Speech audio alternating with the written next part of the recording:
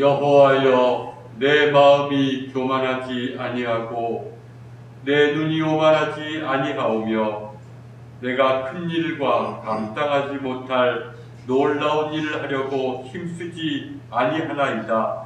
실로 내가 내 영혼으로 고요하고 평온하게 하기를 젖된 아이가 그의 어머니 품에 있음 같게 하였나니 내 영혼이 젖된 아이와 같도다. 이스라엘아, 지금부터 영원까지 여호와를 바랄지어다.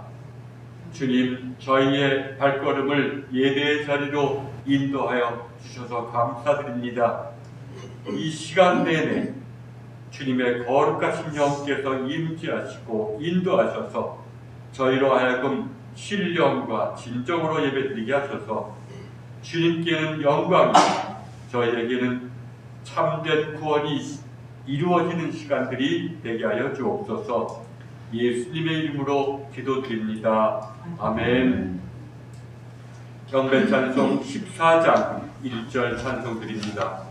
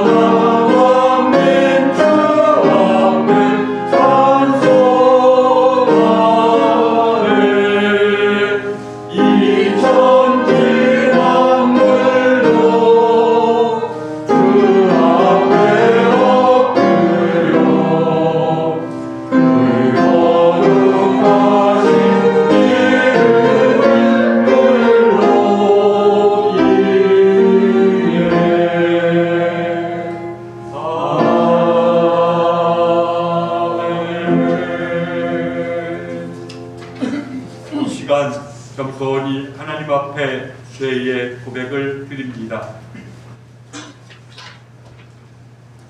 사랑의 하나님, 저희는 때때로 주님의 곁을 떠나 길 잃은 양처럼 방황하여 육신의 욕망에 집착하며 살아왔습니다.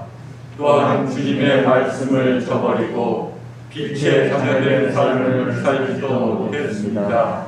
용서의 하나님, 죄를 고백하고 회개하는 저희의 기도를 들으시고 자비와 긍휼을 베풀어 주옵소서. 우리 주 예수 그리스도의 이름으로 기도드립니다. 아멘. 죄 사함 받기를 원하는 교우 여러분, 용서하시는 하나님의 말씀을 들으십시오.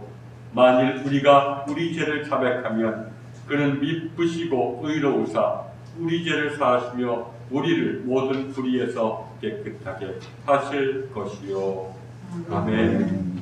교동문 125번.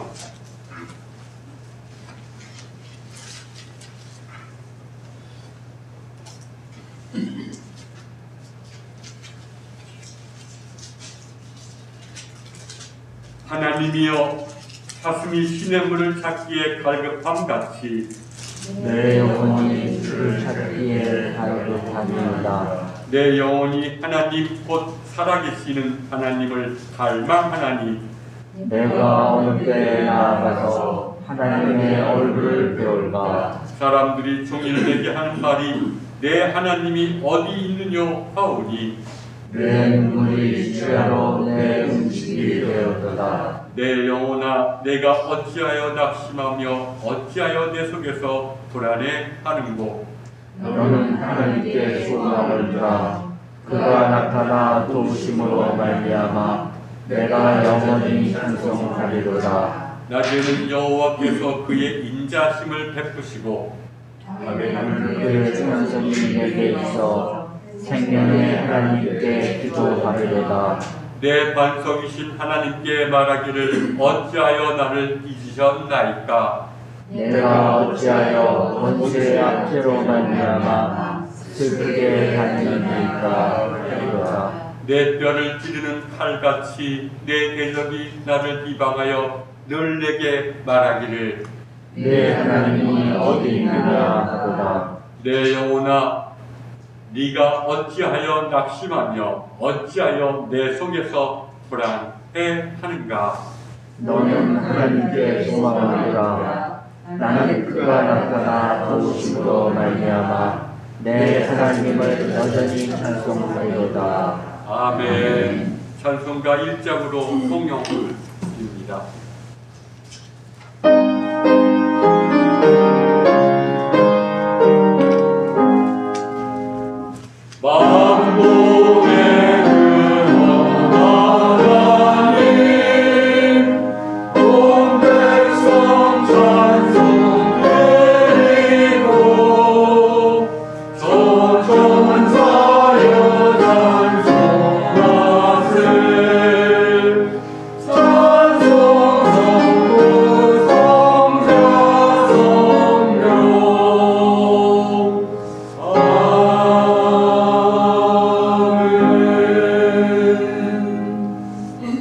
이제 김덕환 권사님 기도 인도하겠습니다.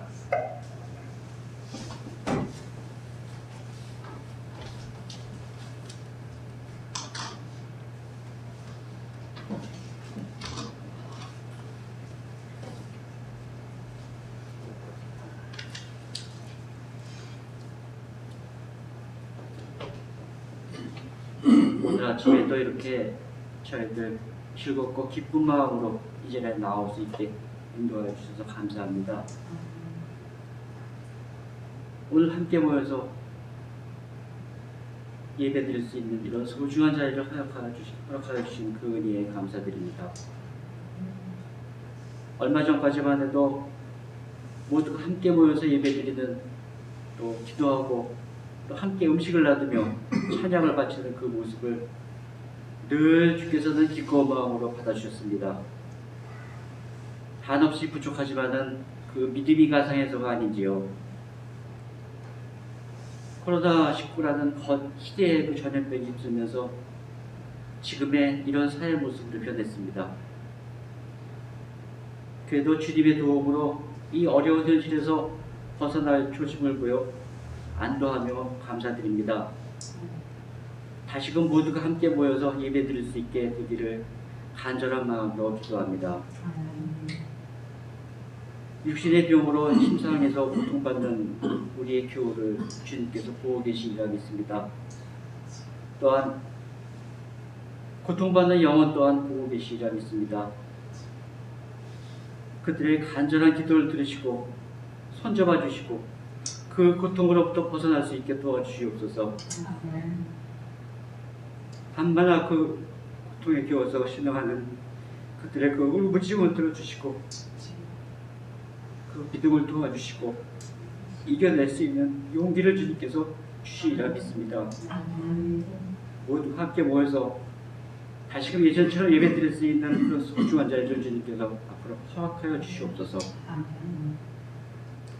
오늘 이 자리 우리 모여서 목사를 모시면서 예배를 드리며 그 말씀이 우리의 영혼에 양식이 될 수 있도록 주님께서 늘 우리와 함께 하시리라 믿습니다. 말씀을 전하시는 목사님께 권능을 부여하셔서 그 말씀이 우리 모두에게 또 이 자리에 함께하지 못하는, 그러면서도 이 예배를 함께하고 있는 우리 교우들에게 소중한 양식이 될 수 있도록, 또 그 마음이 각인이 되어서 평생을 함께할 수 있도록 주님께서 도와주시옵소서. 주님, 우리 이 자리에 다시 나와서 예배드릴 수 있는 그 시간을 다시 한번 간절히 기도드립니다. 이 말씀 예수님의 이름으로 기도드렸습니다. 아멘.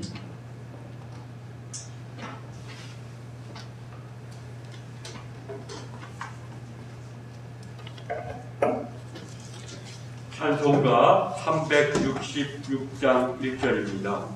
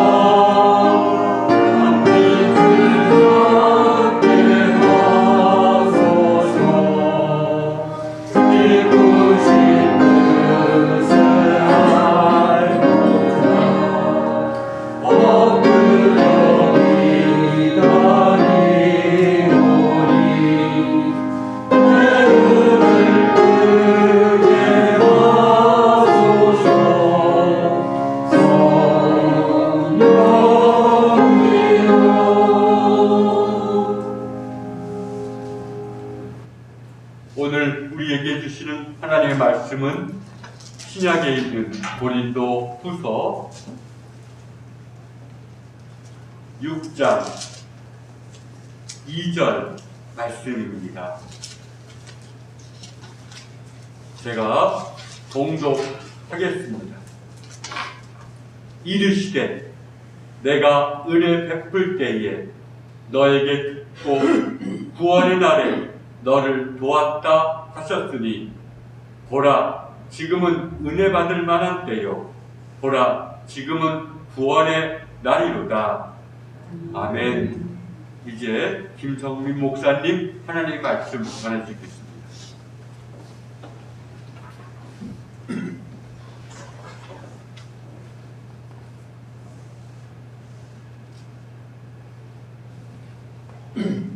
오늘은 오는 4월 4일 예수님의 부활절을 준비하면서 지내는 사순절 두 번째 주일입니다.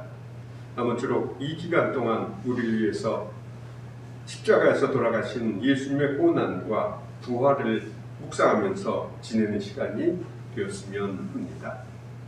금년에는 코로나 바이러스 때문에 매년 열리는 광양의 매화축제가 열리지 못한다고 하지만 매화꽃은 예년처럼 지금 좀 일찍 펴서 한창 좋은 그런 계절이라고 합니다. 지나간 긴 동면의 계절이 지나가고 이제 봄은 우리에게 성큼 다가온 것입니다. 그래서 이 시간에는 새 봄과 예수님의 부활을 생각하는 의미에서 하나님께서 주신 본문 말씀을 중심으로 해서 사람은 무엇으로 사는가 하는 제목을 가지고 하나님의 은혜를 같이 나누어 보려고 합니다. 사람은 무엇으로 사는가라는 말은 본래 러시아의 문호 톨스토이가 지은 10편의 우화를 묶은 책의 제목입니다. 그 10편의 우화 가운데는 사람에게는 어느 만큼의 땅이 필요한가 라는 이야기가 나옵니다. 그런데 그 이야기는 우리가 이 세상 어떻게 살아야 하는지 또 우리가 얼마나 어리석게 살고 있는지 하는 것을 잘 말해주고 있습니다. 더구나 우리나라에서 요즘 강남의 아파트 값이 너무 올라서 사람들의 관심이 온통 집값과 땅값에 쏠려 있는데 어쩌면 우리들에게 이 말씀을, 이 이야기를 잘 들어라 라고 하는 이야기 같기도 합니다. 그 이야기의 줄거리는 이렇습니다. 옛날 러시아에 아주 가난한 농부가 살았는데 그에게는 땅이 없어서 다른 사람의 땅을 부쳐 먹으면서 살았습니다. 그에게는 소원이 하나 있었는데 그 소원은 땅을 부쳐 먹는 지주의 마름이 좀 너그럽기만 하면 좋겠다는 아주 소박한 것이었습니다. 왜냐하면 그는 다른 농부들이 조금만 잘못해도 매를 때리고 벌금을 물리기 때문에 도무지 불안해서 살 수 없었기 때문입니다. 그래서 그 농부는 먹을 것도 제대로 먹지 않고 입을 것도 제대로 입지 않으면서 돈을 모아서 땅을 조금 마련했습니다. 그런데 조금 마련하니까 욕심이 슬슬 그의 속에서 치밀어 올랐습니다.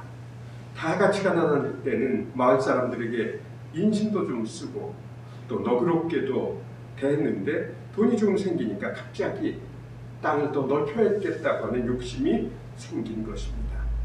그래서 그는 다른 사람들에게 아주 가혹하게 굴면서 돈을 더 많이 모아서 땅값이 싸다는 어느 마을에 들어가 촌장을 만났습니다.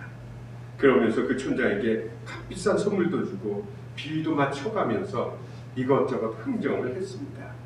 그러자 그 촌장은 이 농부의 친절에 감동해서 그가 그 농부가 일정한 돈을 낸 다음 하루 해가 뜰 때부터 해가 질 때까지 걸어가서 처음 출발했던 지점에 오면 그가 걸은 만큼 그 땅 모두 그에게 주겠다고 약속을 했습니다.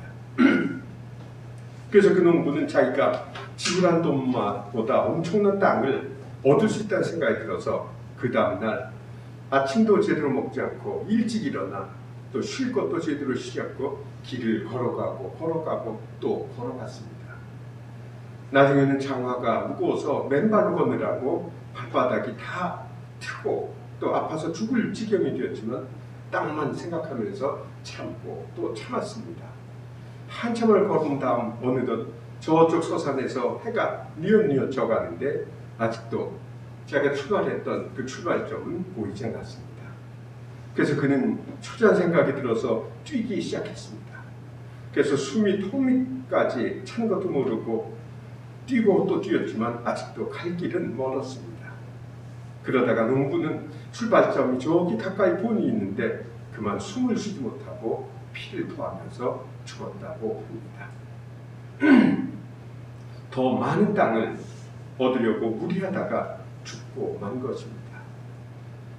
그러자 그에게 남은 땅은 그의 몸 하나를 겨우 누일 수 있는 2제곱미터 남짓한 땅밖에 없게 되었습니다.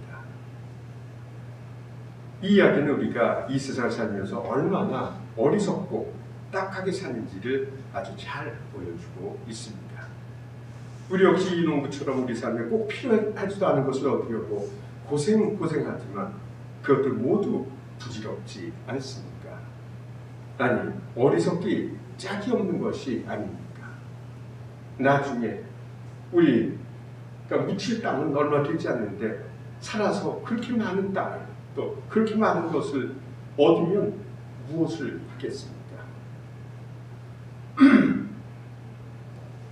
그리고 또 우리는 정말 이 세상을 왜 살고 있습니까? 또 무엇을 위해서 살고 있습니까?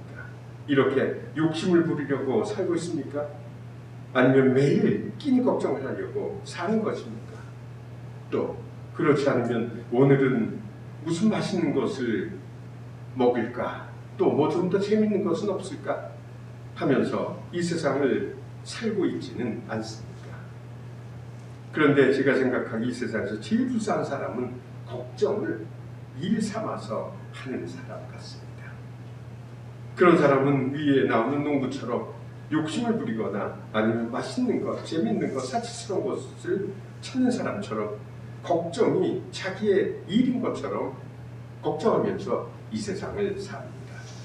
오늘은 사업에 무슨 안 좋은 일이 생기지는 않을까? 내일은 우리 가족에게, 우리 아들에게, 딸에게 무슨 일이 생기지 않을까 하면서 끊임없이 걱정을 합니다. 내일 죽을 것도 모르고 오늘 큰 창고를 지으려고 했던 부자처럼 아직도 오지 않은 것을 걱정하면서 노심초사하는 것입니다. 걱정을 해보아야 하나도 더 나아지지 않고 오히려 자기 자신과 또 그 뒤에 있는 사람들을 괴롭히기만 하는데 이런 사람들은 매일 걱정하면서 삽니다. 그러나 톨스토이는 이 세상에서 정말 잘 사는 것은 마음속에 사랑을 가지고 사는 것이라고 말했습니다. 사람들이 사랑할 때 그들의 삶은 가장 활기차고 우리의 영이 맑아지기 때문입니다. 정말이지 사람들이 이 기주에 가득 차서 자기 몸 하나, 자기 식구 하나만 위해서 욕심 부릴 때는 인상까지 고약해지지만 다른 사람을 위해서 무엇인가를 도와주거나 또 베풀면 보는 사람까지 마음이 훈훈해지고 내가 사는 보람까지 느끼게 됩니다. 사랑은 하나님을 닮아서 우리가 사랑할 때 우리 속에서 에너지가 가장 왕성하게 분출되기 때문입니다. 그래서 톨스토이는 같은 우화 속에 다른 이야기를 하고 있습니다. 그 이야기는 엄마 아빠가 죽어버린 쌍둥이 딸을 마치 제 아이처럼 기른 어떤 여인에 대한 이야기입니다. 그 여인은 그 아이들의 엄마 아버지가 죽었을 때 그 쌍둥이 딸을 맡아서 기르기가 처음엔 좀 싫었지만 나중에 한참 시간이 지난 다음에 보니까 그 아이들이 없었으면 자기 삶이 얼마나 무의미하고 또 쓸쓸했을까라고 하는 이야기입니다. 톨스토이는 그런 마음이야말로 우리 인간의 본래적인 마음이라고 강조하고 있습니다. 사실 우리들도 그런 처지가 되면 처음에는 아마 탐탁지 않을지도 모릅니다. 그렇지만 아이들을 기르다 보면 정이 들고 아이들을 사랑하지 않을 수 없을 것입니다. 우리 인간은 본래 사랑을 하고 사랑을 받도록 창조되었기 때문입니다. 그러나 요즘 사람들은 하나님이 인간을 나를 이렇게 창조하셨다는 사실만 생각하고 내 몸 하나만 지키는데 노심초사하는 경우가 많이 있습니다. 우리 안에 있는 사랑을 가꾸고 길러야 우리에게 생명력이 자라나고 우리에게 에너지도 흘러넘치는데 그것도 모르고 그것들을 사위게 하면서 또 모른 척하는 것입니다. 그러나 우리가 그렇게 하면 그렇게 할수록 우리가 사는 것은 무의미해지고 따분해집니다. 그러므로 우리는 이 세상에 살 때 의미를 추구하면서 살아야 합니다. 이 세상에 있는 그런 것들을 얻으려고만 할 것이 아니라 사랑이라든지 정이라든지 따뜻함이라든지 그런 의미를 추구하면서 살아야 하는 것입니다. 그런데 이 세상에서 가장 의미 있는 것은 영혼과 결부되어 있는 것입니다. 이 세상에서 쓰러져 버리고 말 것들은 처음에는 아무리 찬란해 보여도 결국에는 무의미한 것으로 판명되고 맙니다. 이 세상에서 아무리 아름다운 꽃이나 아름다운 소리도 시간이 지나면 처음에 아름다움을 잃게 되고 그것이 아름다웠던 만큼 실망도 더 커진 것을 느낀 경우들이 여러분들도 있을 것입니다. 그러므로 우리는 영혼과 맞닿은 것을 추구하면서 살아야 합니다. 우리 눈에 보이는 것보다 눈에 보이지 않는 가치, 또 눈에 보이지 않는 그 아름다움, 눈에 보이지 않는 어떤 정신적인 것들을 추구하면서 살아야 하는 것입니다. 그래야 우리 삶은 시간이 지나도 그것들과 함께 흔들리지 않을 수 있습니다. 그러나 이 세상에는 그런 것들을 찾지 않고 지금 당장 그럴듯하고 달콤한 것들을 찾는 것이 또 다른 우리 인간의 속성이 아닌가 하는 생각이 듭니다. 지금 당장 편하고 맛있고 좋은 것을 찾아서 헤매는 것입니다. 그래서 사람들은 대개 지금 당장 힘들고 어려워 보이는 것들을 가급적 피하려고 합니다. 그러나 시간이 지나면 처음에 쉽고 그럴듯해 보였던 것들은 아무것도 아닌 것으로 드러납니다. 그러므로 우리는 지금 어려워 보이지만 또 눈에 보이지 않지만 의미 있는 것들을 찾아서 살아야 합니다. 그런데 이 세상에서 가장 영원하고 가장 의미가 있는 것은 하나님의 나라입니다. 하나님의 나라는 언제나 변하지 않고 영원하기 때문입니다. 그래서 예수님은 재물을 이 세상에 쌓아두면 동록이 쓰이지만 하나님의 나라에 쌓아두면 동록이 쓰지 않는다고 우리 재물을 하나님 나라에 쌓으라고 강조하셨습니다. 그러므로 우리는 언제나 이 세상을 살지만 하나님 나라를 믿으며 하나님 나라를 사랑하고 하나님 나라에 소망을 두고 살아야 합니다. 그러면 하나님은 우리에게 힘을 주시고 우리를 지켜주실 것입니다. 생각해보면 우리가 이 세상을 사는 것이 우리의 능력이나 힘 때문이라고 생각하십니까? 우리가 때때로 그렇게 생각도 하지만 우리가 이 세상에 사는 것은 모두 하나님의 은혜 때문입니다. 미국의 목회 상담자 로렌스 크랩은 사람들이 이 세상에서 추구하는 것은 두 가지 S라고 말을 합니다.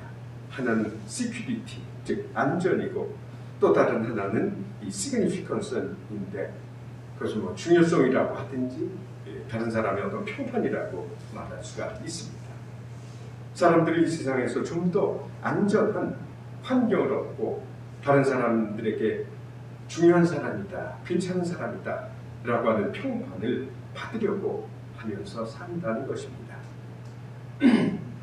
그래서 사람들이 이 세상을 살면서 물질이나 권력이나 명예를 얻으려는 것도 다 우리 삶이 더 안전하게 되고 좀 더 좋은 평판을 얻으려고 하는 것입니다.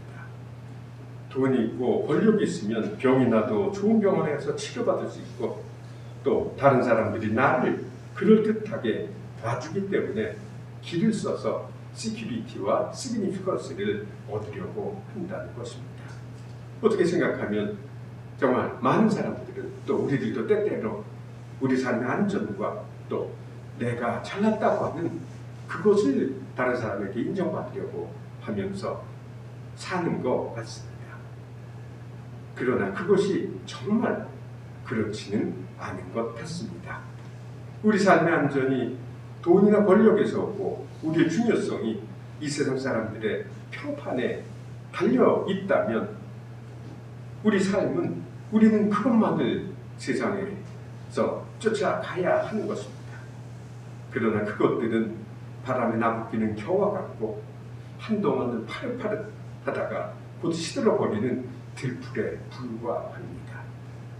그래서 이 세상에서 떵떵거렸던 대통령들이나 재벌 총수들은 어떻게 됩니까? 이 정권이 바뀌면 지금 형무소에 가고 또 거기에서 꼼짝 못하고 있지 않습니까? 이 세상에서 아무리 명예가 많고 또 돈이 많고 권력이 많았던 그런 사람들이 지금 어떻게 되고 있습니까? 그렇지 않으면 명예가 많고 그럴듯하게 보였던 사람들도 그것을 하나님께 근거를 두지 않으면 어느새 세상 사람들의 조롱거리로 되는 것이 다반사가 아닙니까? 이 세상은 믿을 수 없고 이 세상에서 영원한 것은 하나님의 나라밖에 없는 것입니다. 그러므로 우리는 이 세상에서 안전하고 세상 사람들에게 좋은 평판을 받으려고 할 것만이 아니라 하나님에게 착하고 신실한 종이라고 하는 소리를 들어야 합니다. 이 세상에서 사랑하면서 살고 영원한 의미를 위해서 살고 하나님 나라를 추구하면서 살다가 죽은 다음에 내가 작은 일에 충성했으니 이제는 쉬어라, 이제는 큰 일을 하여라 라고 하는 말씀을 들어야 합니다. 그러나 우리는 왜 이렇게 이 세상에서 다른 사람들의 평판과 다른 사람의 눈치를 보면서 사는지 알 수가 없습니다. 그래서 우리는 다른 사람들이 조금이라도 비판하거나 또는 다른 사람들에게 조금이라도 좀 소홀한 대접을 받으면 얼마나 서운해합니까? 우리들 마음에 아직도 하나님의 나라보다는 이 세상 나라가 더 크게 차지하고 있기 때문입니다. 우리들이 하나님 나라에서 큰 땅을 차지하려고 하지 않고 이 세상에 있는 큰 땅을 차지하려고 쉬지도 않고 달리다 죽었던 농부처럼 이 세상에서 달려가기 때문입니다. 그러면 우리는 어떻게 해야 하나님의 나라를 추구할 수 있습니까? 우리도 하나님의 나라를 추구하려고 하지만 또 하나님 나라를 추구하면서 또 금방 우리 마음은 이 세상을 향하고 있는데 어떻게 우리는 하나님의 나라를 우리 마음속에 둘 수 있겠습니까? 그것은 그렇게 어려운 일은 아닌 것 같습니다. 우리가 우리의 죄를 회개하고 우리 마음의 중심을 하나님께 돌리면 되기 때문입니다.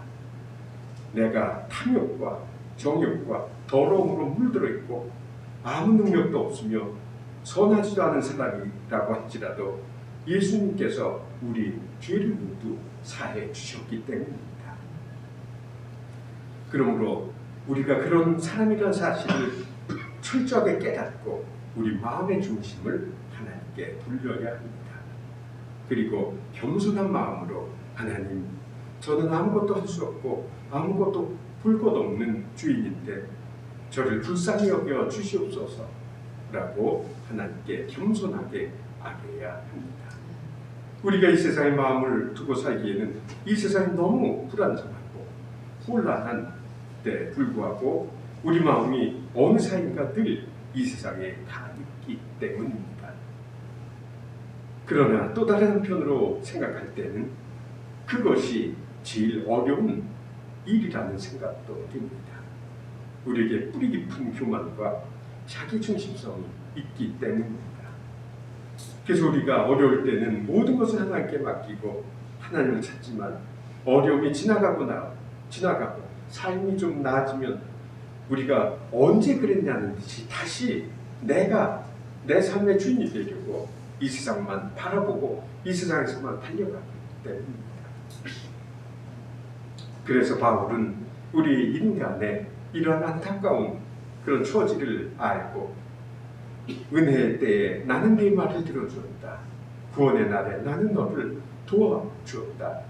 돌아, 지금이야말로 은혜의 때요, 지금이야말로 구원의 날이다 라고 선포하였습니다. 그렇습니다. 지금이 바로 은혜의 때요, 지금이 구원의 날입니다. 우리가 하나님에게서 벗어났다는 생각이 들 때, 또 내 마음속에서 또다시 내가 꿈틀거리려고 할 때 바로 회개하고 하나님께 나아가라는 것입니다.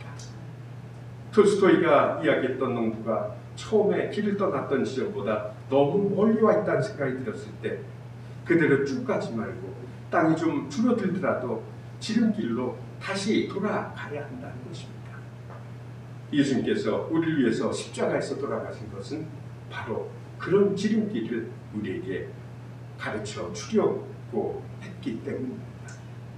우리들의 능력만으로는 도저히 그럴 수 없지만 우리 대신 십자가에서 돌아가심으로써 우리가 아무리 하나님의 나라에서 멀리 떨어져 있지만 곧 회개하고 하나님께 향하면 하나님 나라에 갈 수 있다고 하는 것입니다. 그러므로 우리는 우리의 처지가 좋든지 좋지 않든지 간에 언제나 새롭게 돌이키고 새롭게 깨닫고 다시 돌이켜야 합니다. 지금이 바로 은혜의 때요, 구원의 날이기 때문입니다. 여러 성도님들에게는 금년에도 아마 많은 계획이 있을 것입니다. 그러나 이 세상에 있는 어느 것도 우리 삶의 안전과 중요성을 가져다 줄 수 없습니다. 그것들이 당분간 우리 삶의 기쁨과 행복을 가져다 줄지는 모르지만 영원한 의미는 주지 못하기 때문입니다. 우리 삶에 정말 필요한 것은 하나님의 나라입니다. 그러므로 무슨 일을 하든지 또 어떤 처지에 있든지 간에 언제나 하나님 나라와 영원한 하나님의 사랑과 영원한 하나님의 나라를 추구하면서 사시는 2021년 한 해가 되기를 주의 이름으로 간절히 축원합니다. 아멘. 다 같이 기도드리겠습니다. 사랑 많으신 하나님 아버지, 지난 해에도 저희 삶을 지켜주시고 2021년 한 해를 건강하게 맞을 수 있게 해주시는 해를 감사드립니다. 하나님, 저희 삶에 하나님의 은혜가 없었다면 어떻게 되었을지 가늠하기도 힘이 듭니다.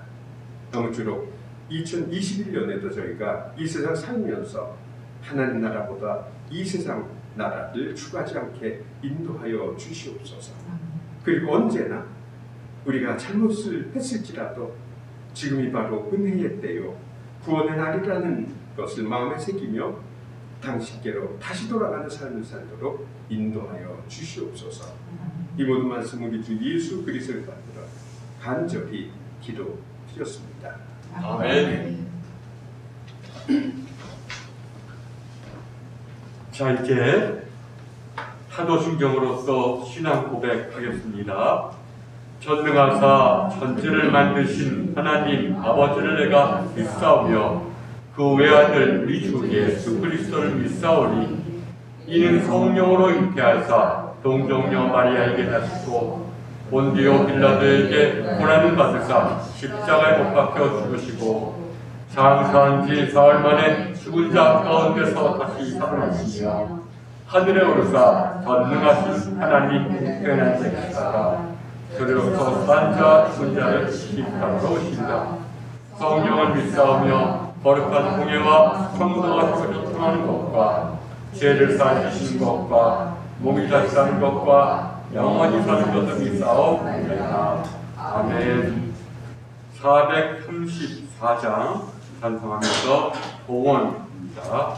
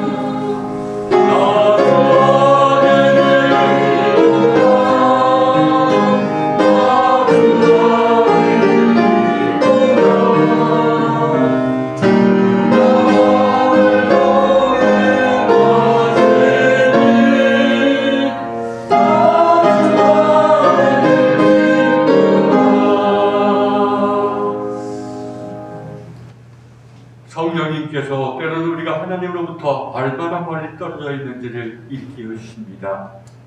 이런 은혜로 알게 해 주시옵시고 또 순종하여 돌아설 수 있는 우리를 되게 하여 주옵소서. 시시때때로 우리가 알지 못할 때에도 우리에게 도우심과 인도하심을 선사해 주시는 하나님 아버지께 감사를 드립니다. 이제 감사 예물을 주님 앞에 내놓으니 주님께서 적절한 곳에 쓰실 때 주님께서 은혜 내려 주옵소서. 예수님의 이름으로 기도드립니다. 아멘. 자, 교회 소식 전해드리겠습니다. 주일 예배 은총이 여러분과 그리고 가정에 충만하시기를 기원합니다. 이제 사순절 둘째 주일 성서일과 올해부터는 우리가 순종하는 마음으로 그 주의 성서일과를 읽고 묵상해 보시기를 바랍니다. 그리고 고난주간이 3월 29일부터 4월 3일이고 부활절이 4월 4일입니다. 이를 위해서도 여러분 마음속으로 늘 묵상하면서 이 사순절 기간을 준비하면서 부활절을 맞이하게 되시기를 바랍니다.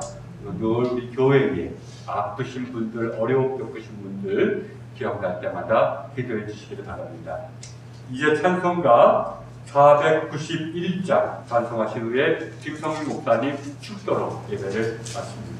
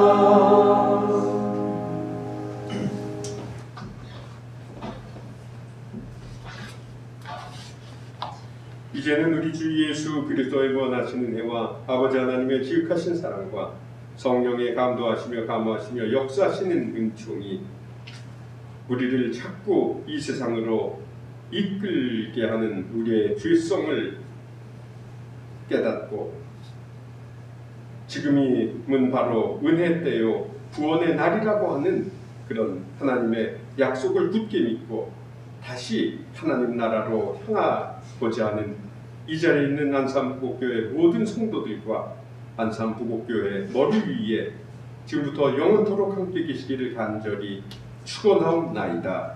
아멘.